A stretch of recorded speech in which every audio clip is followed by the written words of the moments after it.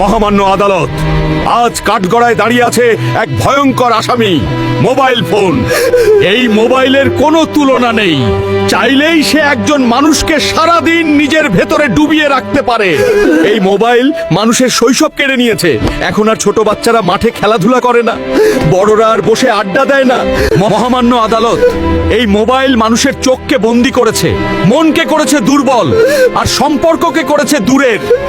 তাই আমি চাই এই মোবাইলের কঠোর মতো শাস্তি হোক। Order, order. সমস্ত সাক্ষ্য ও প্রমাণের ভিত্তিতে এই আদালত ঘোষণা করছে, আজ থেকে মোবাইলের শাস্তি হলো শিশুদের হাত থেকে দূরে রাখা, খাবারের টেবিলে নিষিদ্ধ, পরিবারের সময় সময় বন্ধ রাখা, খেলাধুলা, কথা বলা ও বাস্তব জীবনে ফিরিয়ে দেওয়া। মোবাইল হবে মানুষের দাস, মানুষ হবে না মোবাইলের দাস। কে কে চান মোবাইল ছাড়া সুন্দর শৈশব? কে কে চান পরিবারে আবার আড্ডা ফিরুক? কমেন্টে লিখে জানান।